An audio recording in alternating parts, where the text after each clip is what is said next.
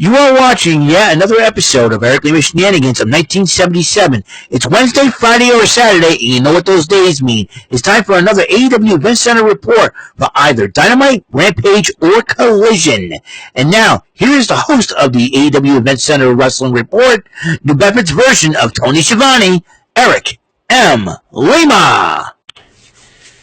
Thank you very much, Mr. Announcer, sir. Well, hello there, everyone. Welcome to yet another episode of Eric Lima Shenanigans, 1977, episode 1790, episode 1790. This is the final episode of the day.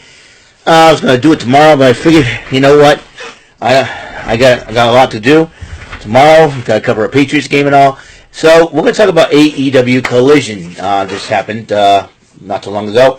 A friendly reminder, this coming Monday, Bofus and the Sophist will be celebrating their 300th episode. Well, we don't know what the Bofa Boys will be bringing to us on this milestone occasion. So you're going to have to tune in to the Mr. Garrison 96 YouTube channel this coming Monday at 5 o'clock. Or if they decide to do it early, that's fine. Early, but they are going to go all out with this. This is 300 episodes. Bofus and the Sofas. I sent them a congratulatory video. If you saw them, it's part of my show as well. I always plug their show every Thursday because they always come every Monday. So I gotta do it. I plug Rant and Rave for every Thursday on Tuesdays, and for every Thursdays for Mondays I do the Bofus and the Sofas promos. And I've always supported them. They're a good bunch of guys, great bunch of guys, funny dudes all out. Always informative, when it comes to movies, pop culture, that's what they do, whether it be wrestling, sports, movies, and the like, and gaming and whatnot. They talk about, what's their stuff, BS of the week. I'm not going to swear, but, as well. But I'm very, very pleased as punch to, I was advertised to be part of it, but not in a capacity of being a guest, unless that changes. But I just saw a picture of me on the teaser, so sneak preview. So who knows what is going to happen on that show, and will I make an appearance there or not as a panelist or in some other capacity? I don't know. That's up to the Bofa Boys to decide. They're keeping everything a secret, so let's find out. But actually, not let's find out. Let's just tune in this coming Monday, November the 4th. Ready to rock and roll. So let's show the love to the boys over there. Romy, Gary, the Putnam Brothers, Alex, and Austin. Austin, what's going on? What's up, boys? Do the thing, man. Do the thing. Alrighty then, let's talk about what happened on Collision. Tony Schiavone introduces Private Party, the new AEW World Tag Team Champions, who knocked off the Young Bucks from the, this is the Friday night, this is the Fright Night, actually not Friday night, the Fright Night Dynamite Fallout Part 2, and they addressed the roster and the Philadelphia crowd. They said they'll defend the tag team titles against anybody, and so they'll be defending the belts in a fatal 4-way against the winners of 3 matches at Full Gear. So they're going to have 3 matches beforehand, so like a fatal 4-way series, and in tag team matches, LFI will face the Acclaimed, I do believe. I know FTR will be involved, and somebody's facing Top Flight. The All Runners facing Top Flight, FTR is facing somebody, LFI facing the Acclaimed, and FTR is going to fight for. Let's. I'm going to go quickly about this. This is not. So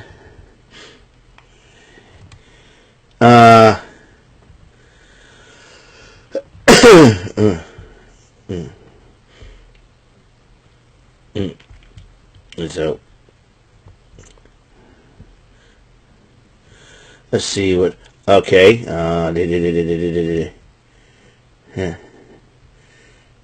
Yeah. I love Harley Cameron. Alright, let's see if I can find anything. Yep, let's see.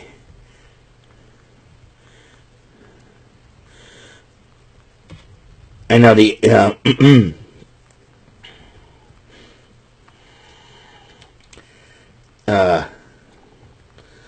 let's see.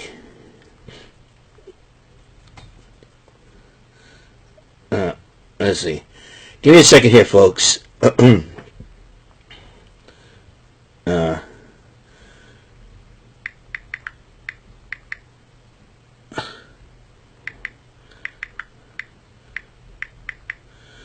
AEW Private Party. Let's see.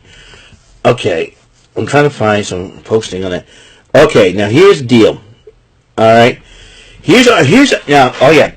Here is the three matches that's going to happen. Next week on Collision, the Outrunners versus Top Flight. Now, I believe the Martin brothers. And this coming Wednesday on Dynamite. No, it was not this coming Wednesday. The 13th on Dynamite. FTR versus the House of Black. And then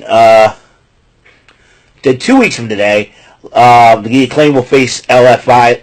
And the winners of those three matches will face Private Party for the titles at Full Gear in a Fatal 4-Way. So, and then Private Party started raising the bells, looking at FTR, a little shoving, pushing and shoving. Daniel Garcia says, hey, calm it down. And the Outrunners does respond. He said, listen, it's your time. It's your time right now. Let's have some fun.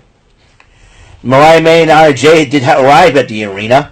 And Renee Paquette interviewed the Acclaim. So there's some dissension within the Acclaim because it looks like Max Caster was doing more of the talking than has MVP's business card. Is Max Caster wanting to join up with the Hurt Syndicate? We'll find out down the road. First matchup of the action, the Day of the Dead match.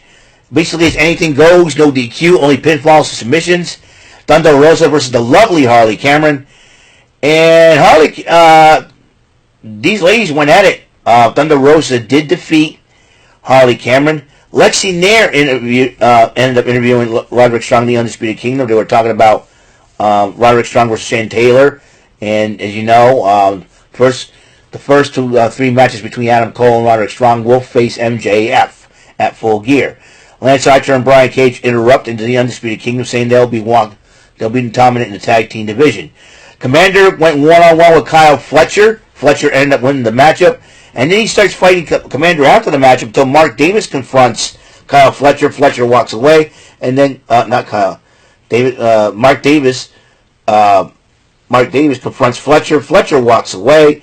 And Mark Davis decided to help out Commander. Jack Perry was about to address his situation with the TNT title to Daniel Garcia. Got in his face, and he said, and then Jack Perry basically said, "You're not ready."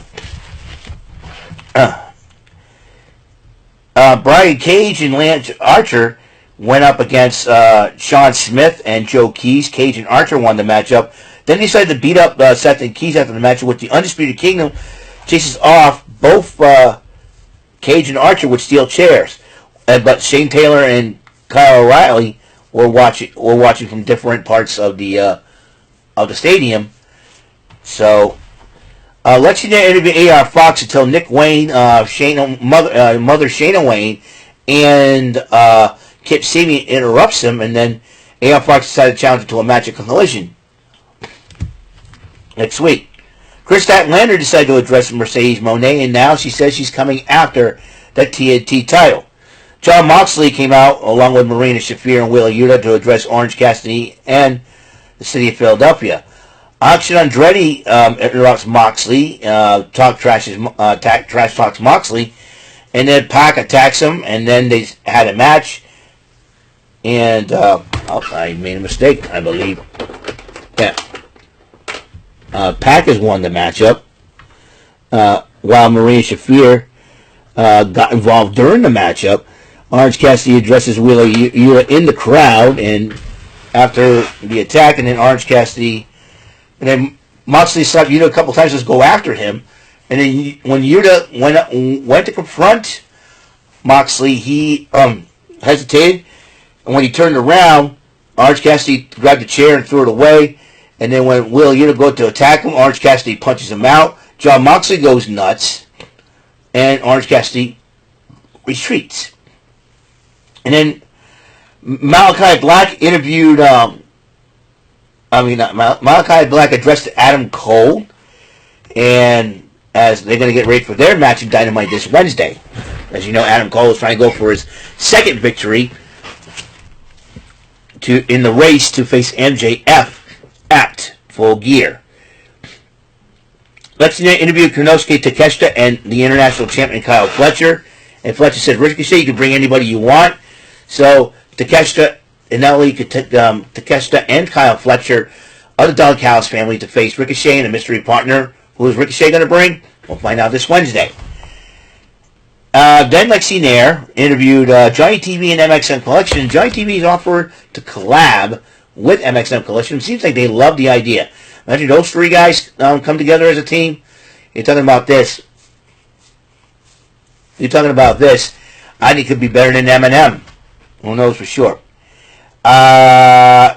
Roderick Strong and Shane Taylor went one-on-one. MJF's watching the matchup. And Shane Taylor Promotions, Lee Moriarty in the infantry in his corner, while the Undisputed Kingdom is in Roddy's corner. And despite Undisputed Kingdom being outnumbered, Roderick Strong did end up winning the matchup, while MJF was watching the matchup, possibly from his mansion. Ladies and gentlemen, one of my favorite Japanese female wrestlers is coming back to AEW. That's right, Mina Shirakawa, the Venus herself. What is the young lady up to? What is she up to now? We'll find out. Hashtag we want Mina. And then finally, the AEW Women's World title on the line. Mariah May, who wants to celebrate with Mina, but she's not in a very good mood, against Anna Jay.